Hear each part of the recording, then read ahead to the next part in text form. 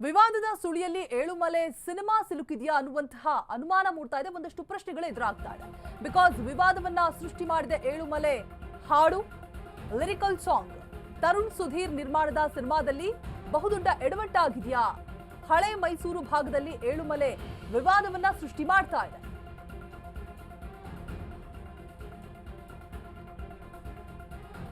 ವಿವಾದ ಸುಳಿಯಲ್ಲಿ ಇದೀಗ ಏಳುಮಲೆ ಸಿನಿಮಾ ಸಿಲುಕಿದೆಯಾ ಅನ್ನುವಂತಹ ಒಂದಷ್ಟು ಪ್ರಶ್ನೆಗಳು ಎದುರಾಗ್ತಾ ಇದೆ. ವಿವಾದವನ್ನ ಸೃಷ್ಟಿ ಮಾಡ್ತಾ ಇದೆಯಾ ಏಳುಮಲೆ ಹಾಡು? ತರುಣ್ ಸುಧೀರ್ ನಿರ್ಮಾಣದ ಸಿನಿಮಾ ಇದಾಗಿರುತ್ತೆ. ಹಳೆ ಮೈಸೂರು ಭಾಗದಲ್ಲಿ ವಿವಾದವನ್ನ ಸೃಷ್ಟಿ ಮಾಡ್ತಾ ಇದೆ ಈ ಒಂದು ಹಾಡು ಅಂತ ಹೇಳಲಾಗ್ತಾ ಇದೆ.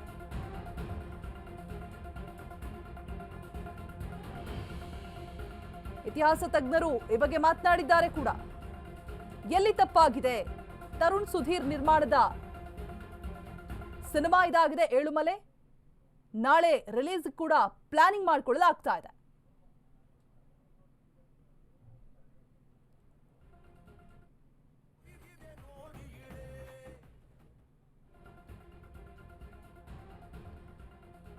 ಎಸ್, ವಿವಾದದ ಸುಳಿಯಲ್ಲಿ ಏಳುಮಲೆ ಸಿನಿಮಾ ಸಿಲುಕಿದೆಯಾ ಅನ್ನುವಂತಹ ಪ್ರಶ್ನೆ ಮೂಡ್ತಾ ಇರುವಂತದ್ದು. ಹಳೆ ಮೈಸೂರು ಭಾಗದಲ್ಲಿ ವಿವಾದವನ್ನ ಸೃಷ್ಟಿ ಮಾಡುತ್ತಾ ಏಳುಮಲೆ ಸಾಂಗ್.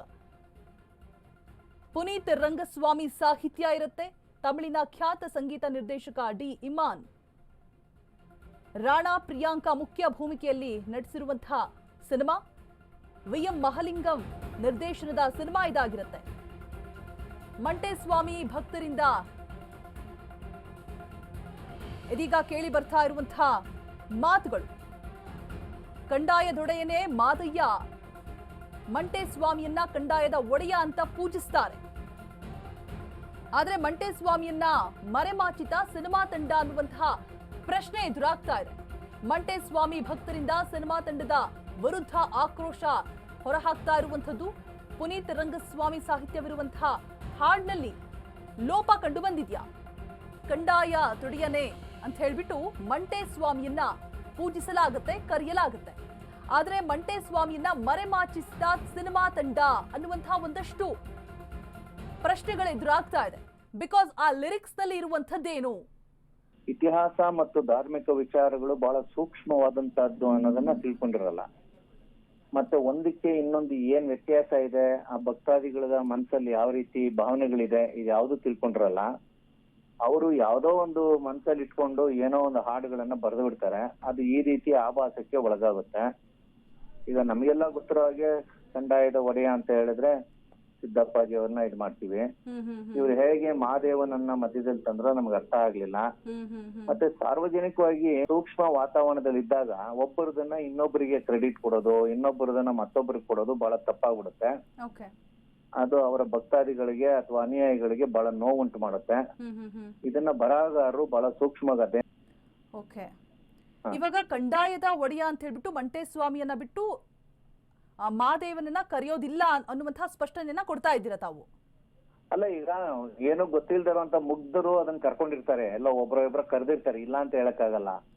ಆದ್ರೆ ಮೂಲದಲ್ಲಿ ಹಾಗಿಲ್ಲ. ಮಂಟೇಸ್ವಾಮಿ ಅವರ ಮತ್ತೆ ಕೆಲವೊಂದು ನೀತಿ ನಿಯಮಗಳು ಇದಾವೆ, ಅದನ್ನ ಹೇಗೆ ಹೇಳ್ಬೇಕು, ಏನ್ ಮಾಡ್ಬೇಕು ಅನ್ನೋದನ್ನ. ಯಾಕೆಂದ್ರೆ ಹೊರಗಡೆ ಜನರಿಗೆ ಈಗ ನಾವು ಅಲ್ಲಿ ಹೋಗಿ ದೇವಾಲಯದ ಪ್ರಾಂಗಣದಲ್ಲೋ ಅಥವಾ ಅವರ ಅನುಯಾಯಿಗಳ ಮಧ್ಯದಲ್ಲಿ ಮಾತಾಡ್ಬೇಕಾದ್ರೆ ಅವ್ರಿಗೆ ಸಾಕಷ್ಟು ವಿಷಯಗಳು ಎಜುಕೇಟ್ ಆಗಿರ್ತಾರೆ ಅವರು. ಹೀಗಾಗಿ ನಾವು ಅದರ ಅರ್ಥವನ್ನ ಅಲ್ಲಿ ವಿವರಿಸಿದಾಗ ಅವ್ರಿಗೆ ಬೇಗ ಅರ್ಥ ಆಗ್ಬಿಡುತ್ತೆ.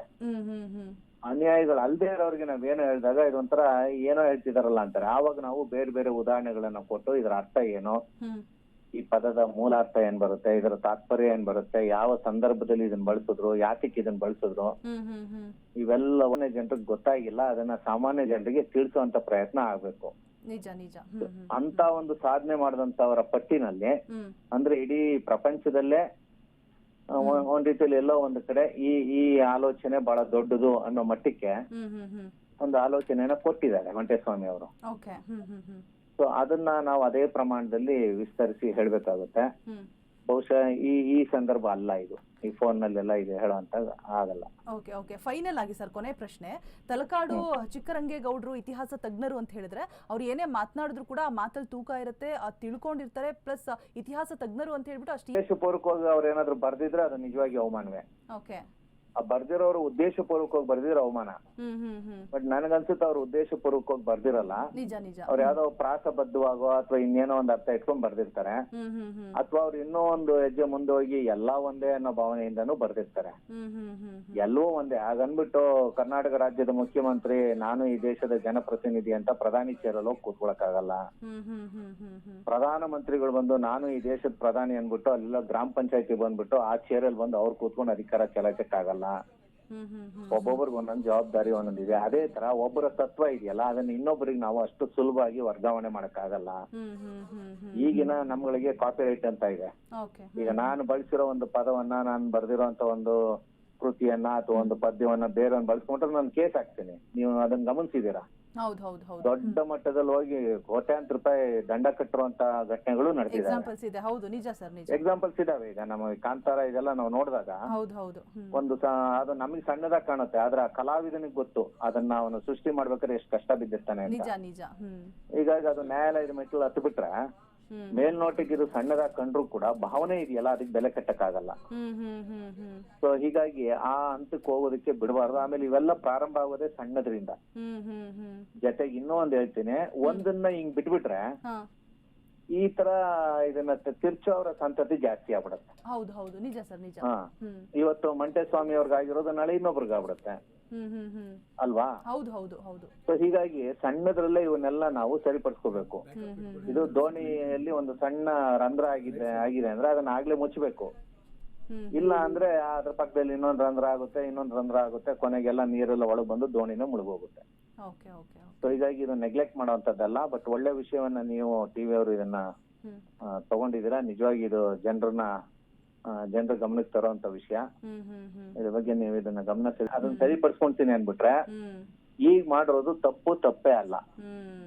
ಇಲ್ಲ ನಾನ್ ಬರ್ದಿರೋದೇ ಸರಿ ಅದಂಗೆ ಇದೆ ಅಂತ ವಾದ ಮಾಡ್ಕೊಂಡು ಅದನ್ನೇ ನಾನು ಜಾರಿಗೆ ತರ್ತೀನಿ ಅನ್ಬಿಟ್ರೆ ಅದು ಬಹಳ ದೊಡ್ಡ ಒಂದು ತಪ್ಪಾಗ್ಬಿಡುತ್ತೆ. ಅವ್ರ ಅನುಯಾಯಿಗಳಿಗೆಲ್ಲ ನೋವಾಗುತ್ತೆ.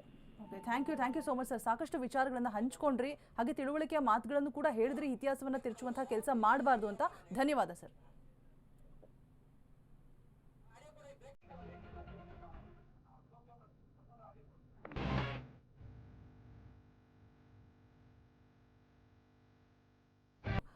ಸೊ ಲಿರಿಕ್ಸಲ್ಲಂತೂ ತಪ್ಪು ಖಂಡಿತವಾಗಿಯೂ ಇದೆ. ಕಂದಾಯದ ಒಡೆಯ ಅಂತ ಹೇಳಿಬಿಟ್ಟು ಮಾದಯ್ಯ ಅನ್ನುವಂಥ ಲಿರಿಕ್ಸ್ ನೀವು ಕೂಡ ಕೇಳಿಸ್ಕೊಂಡ್ರಿ. ಸೊ ಕಂದಾಯದ ಒಡೆಯ ಅಂತ ಹೇಳಿಬಿಟ್ಟು ಮಾದಪ್ಪನಿಗೆ ಕರೆಯೋದಿಲ್ಲ, ಮಂಟೇಸ್ವಾಮಿಗೆ ಕರೆಯೋದು. ಸೊ ಭಕ್ತರ ಭಾವನೆಗೆ ಎಲ್ಲೋ ಒಂದು ಕಡೆ ಧಕ್ಕೆ ಆಗಿದೆ. ಖಂಡಿತವಾಗಿಯೂ ಇಂಟೆನ್ಷನಲಿ ಮಾಡಿಲ್ಲ, ಬಟ್ ಎಲ್ಲೋ ಒಂದು ಕಡೆ ತಪ್ಪಾಗಿದೆ, ಸರಿಪಡಿಸ್ಕೊಂಡ್ರೆ ಒಳಿತು, ಭಕ್ತರ ಒಂದು ಭಾವನೆಗೂ ಕೂಡ ಧಕ್ಕೆ ಆಗೋದಿಲ್ಲ ಅನ್ನುವಂಥ ಮಾತನ್ನ ಹೇಳಿದ್ರು. ಬಿಕಾಸ್ ಹಿಸ್ಟರಿ, ಇತಿಹಾಸ ಅನ್ನೋದಿರುತ್ತೆ.